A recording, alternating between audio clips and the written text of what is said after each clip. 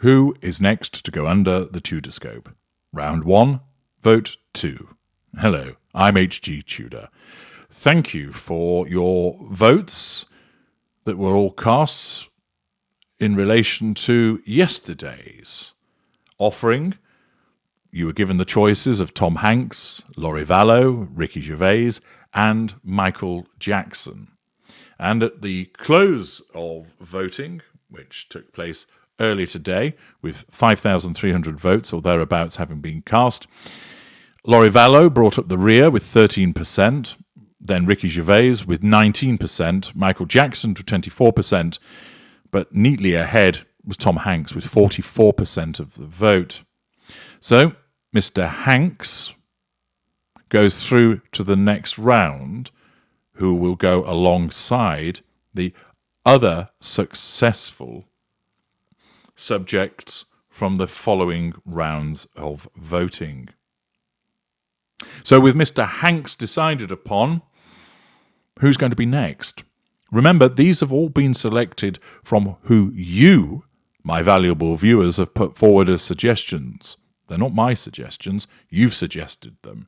And I've picked the ones that have popped up the most, and the ones that I also think are the most interesting, and then to give them back to you as a choice. And therefore,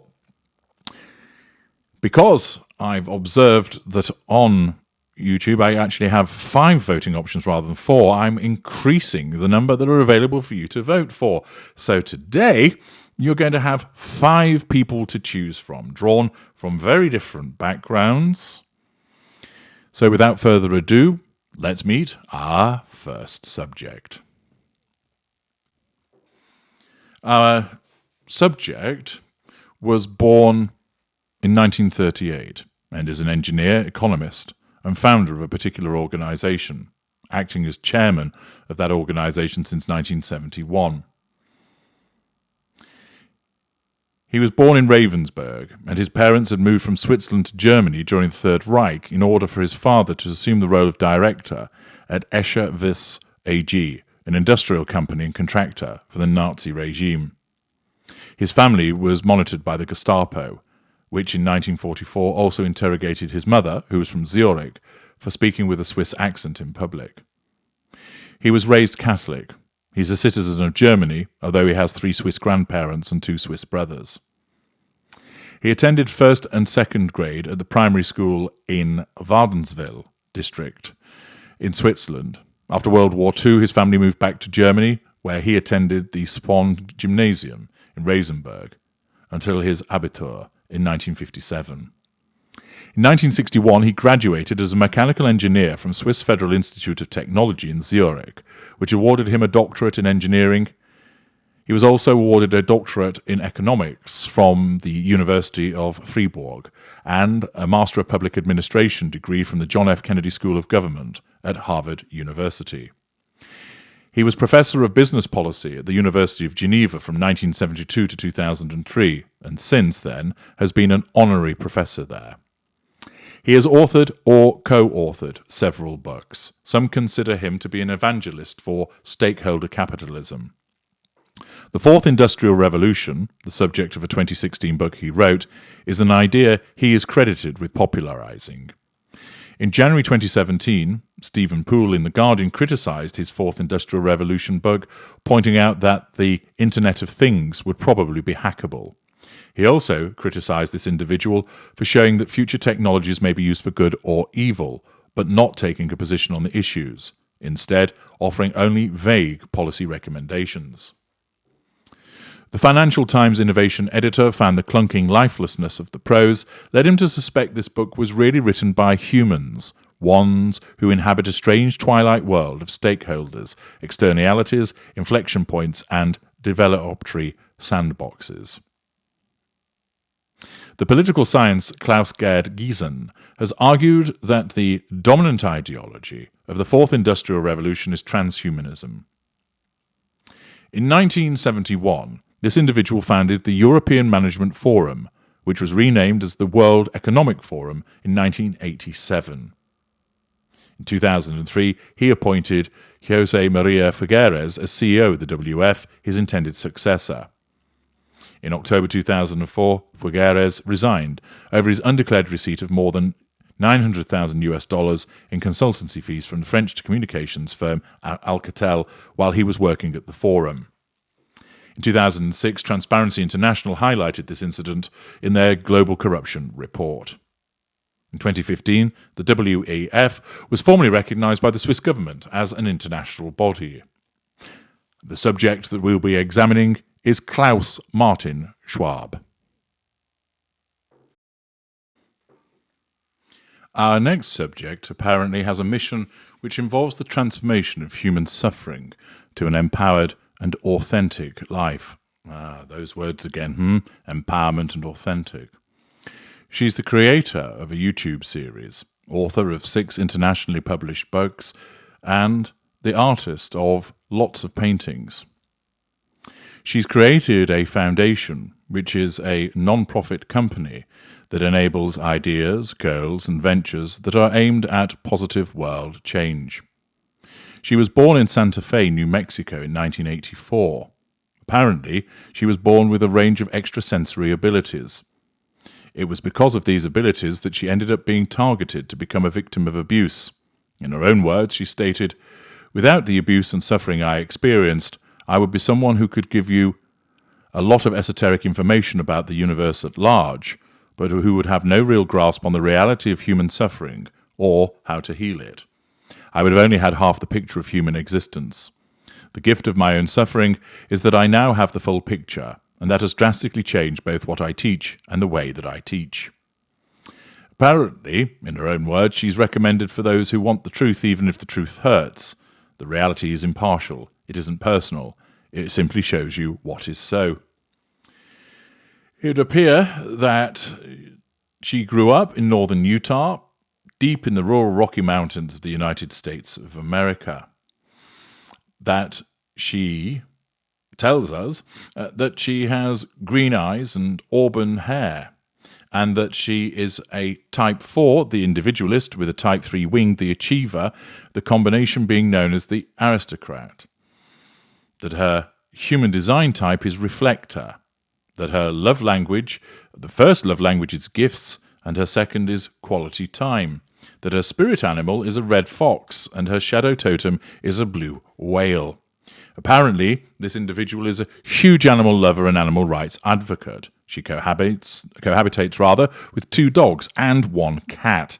A border collie, Newfoundland mixed rescue dog named Sugar, and a cream golden retriever named Snow. The cat is called Comet. The individual has a number of tattoos and goes on to tell us the meaning of all of those, but I'm not going to go through all of that because it's quite frankly, it's tedious.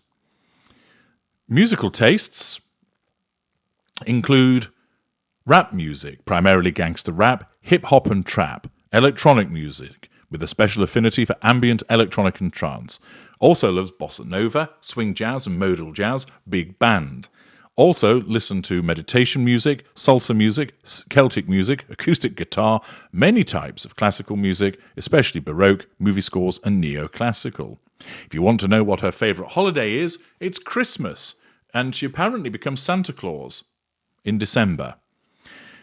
Her favourite movies, because she wants to tell you all of this, include The Dark Crystal, Legends of the Fall, Fried Green Tomatoes, I Heart Huckabees, Dances with Wolves, Willow, Little Women, The Young Victoria, Harry Potter, Stranger Than Fiction, Inception, Blades of Glory, Thank You for Smoking, 100-Foot Journey, Garden State, Wuthering Heights, The Duchess, Tristan and Isolde, Meet Joe Black, Snow Falling on Cedars, K-Pax, The Other Boleyn Girl, The Help, Pride and Prejudice, 3 Iron, Memoirs of a Geisha, and it goes on, wanting to tell you all of what is relevant about her life. She's known to be an American spiritual influencer and author.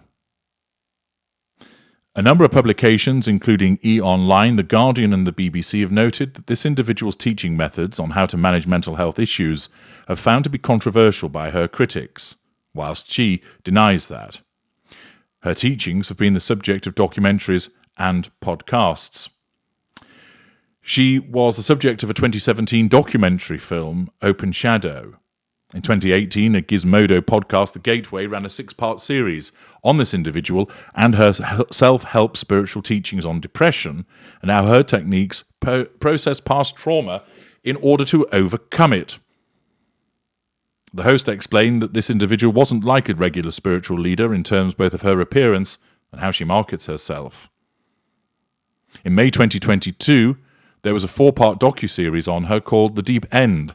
The producers of the documentary followed her for 3 years, detailing the rules placed on her inner circle and insinuating controlling and manipulative behavior. She disputes her characterization in the documentary, citing deceptive practices by the filmmakers, and shared a petition urging the director to release the unedited footage.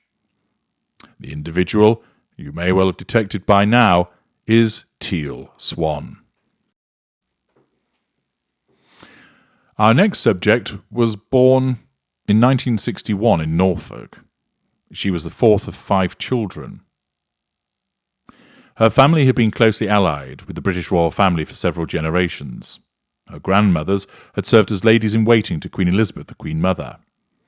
Her parents were hoping for a boy to carry on the family line, and no name was chosen for a week until they settled on her actual name. Named after her mother, and another member of the family, a many times great aunt, who was also a prospective member of the royal family. Within the family, she was also known informally as Dutch, a reference to her duchess-like attitude in childhood. She grew up with 3 siblings. Her infant brother John died shortly after his birth, 1 year before she was born. The desire for an heir added strain to her parents' marriage. She grew up in a place on the Sandringham estate.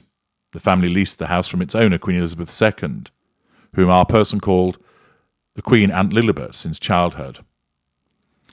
The royal family frequently holidayed at the neighbouring Sandringham house, and our subject played with the Queen's sons, Prince Andrew and Prince Edward.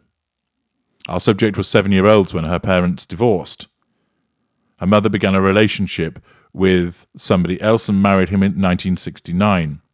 Our subject lived with her mother in London during her parents' separation in 1967, but during that year's Christmas holidays, it was refused for her to remain in London with her mother. Shortly afterwards, her father won custody of her with support from his former mother-in-law. Her relationship with her stepmother was particularly bad. She resented her, whom she called a bully. And on one occasion, our subject pushed her down the stairs. She later described her childhood as very unhappy, very unstable, the whole thing. She then became entitled after her father inherited a title in 1975, at which point her father moved the entire family to a place in Northamptonshire.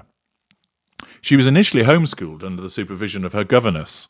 She began her formal education at Silfield Private School in Kings Lynn, Norfolk, and moved to Riddlesworth Hall School, an all-girls boarding school near Thetford, when she was 9.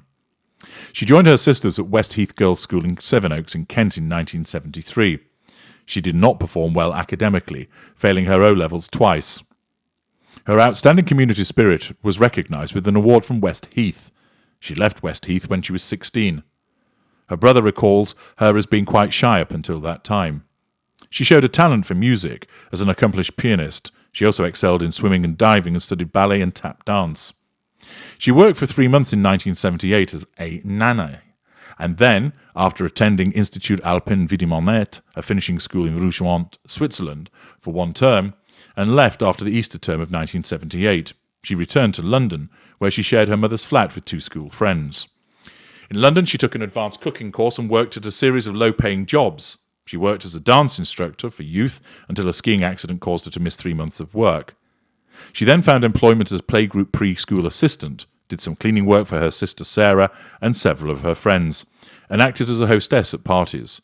She spent time working as a nanny for an American family living in London, and worked as a nursery teacher's assistant at the Young England School in Pimlico.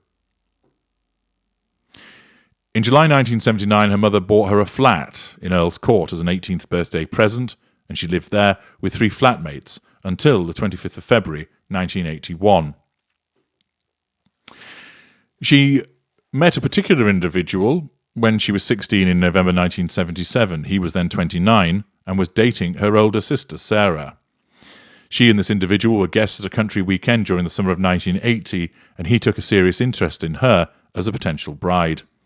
The relationship progressed when he invited her aboard the Royal Yacht for a sailing weekend to Cowes.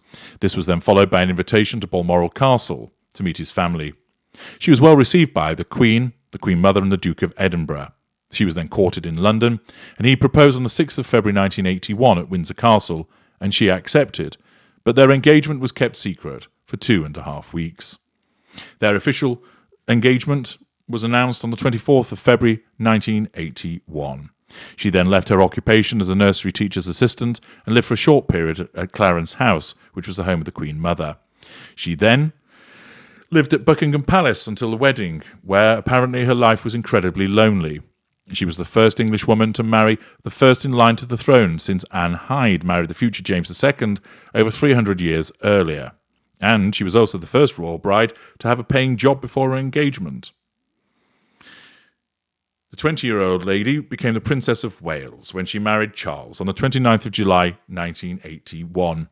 And thereafter her story is well known as one of the most famous women in the world. She is, of course, Diana, Princess of Wales. Our next subject was born on the February of the 9th, 1945 in Los Angeles, California. The third child, an eldest daughter of an Australian film director, and his second wife, who was an Irish actress. She's one of 7 children.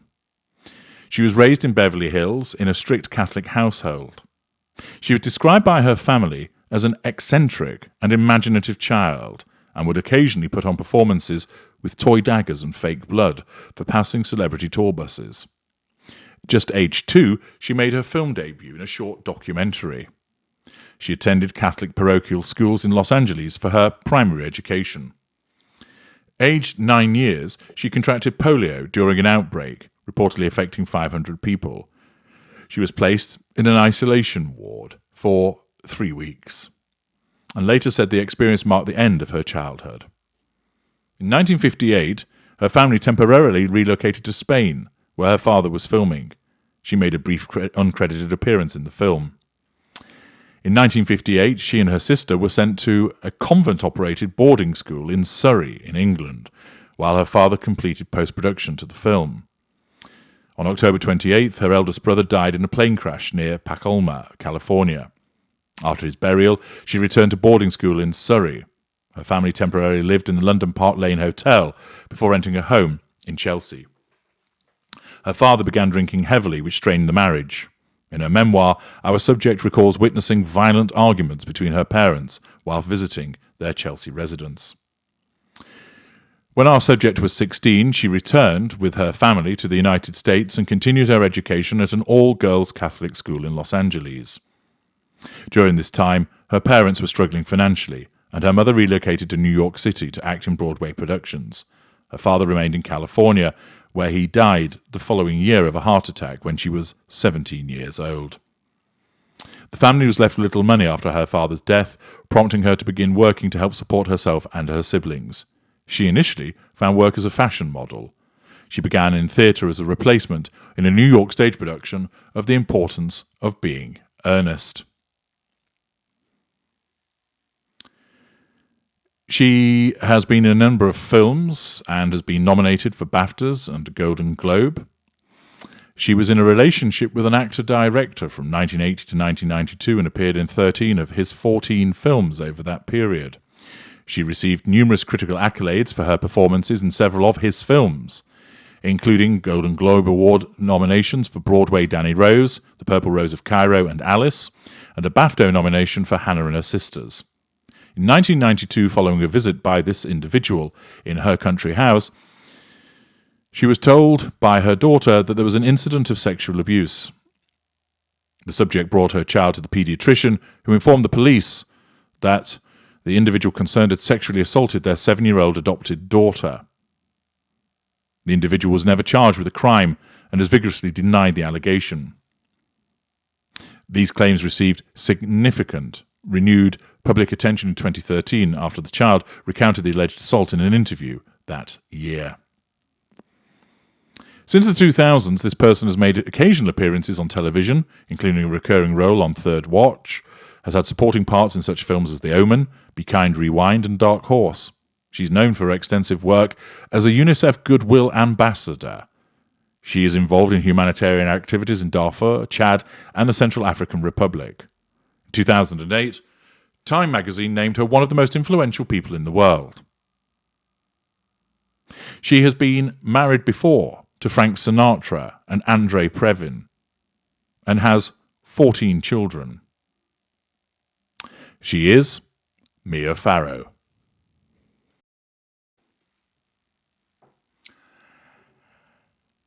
Our final subject was born in 1962 in Alberta.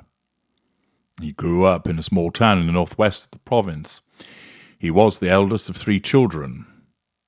His mother was a librarian, and his father was a school teacher. His middle name is after his Norwegian great-grandfather, and he grew up in a mildly Christian household. He became friends at school with Rachel Notley and her family. Notley became leader of the Alberta New Democratic Party and the 17th Premier of Alberta. He was a member of the New Democratic Party from ages 13 to 18. He decided as a teenager that religion was for the ignorant, weak and superstitious, and hoped for a left-wing revolution, a hope that lasted until he met left-wing activists in college. As a young man, he was obsessed with the Cold War and the possibility of a nuclear apocalypse. He graduated from high school and entered regional college to study political science and English literature, studying to be a corporate lawyer. During this time, he read The Road to Wigan Pier by George Orwell, which significantly affected his educational focus and worldview. He later transferred to the University of Alberta, where he completed his BA in political science in 1982. Afterwards, he took off a year to visit Europe, where he began studying the psychological origins of the Cold War, 20th century European totalitarianism, and the works of various philosophers and authors. He returned to the University of Alberta and received a Bachelor of Arts. He then moved to Montreal to attend McGill University, where he earned his PhD under the supervision of Robert O. Pyle, and he remained as a postdoctoral fellow at McGill's Douglas Hospital until June 1993. He began to receive widespread attention in the late 2010s for his views on cultural and political issues, often described as a conservative. He has described himself as a classic British liberal and a traditionalist. In 1998, he returned to Canada after researching and teaching at Harvard University and became a professor at the University of Toronto. In 1999, he published his first book, which became the basis for many of his subsequent lectures. The book combined psychology, mythology, religion, literature, philosophy, and neuroscience to analyze systems of belief and meaning. In 2016, he released a series of YouTube videos criticizing the Act to amend the Canadian Human Rights Act and the Criminal Code, passed by the Parliament of Canada to introduce gender identity and expression as prohibited grounds for discrimination. He claimed that the bill would make the use of certain gender pronouns compelled speech, and related this argument to a general critique of political correctness and identity politics. He received significant media coverage, attracting both support and criticism. In 2018, he paused both his clinical practice and teaching duties and published his second book. Promoted with a world tour, it became a bestseller in several countries. Throughout 2019 and 2020, he suffered severe health problems in the aftermath of severe benzodiazepine withdrawal syndrome. In 2021, he published his third book, resigned from the University of Toronto, and returned to podcasting.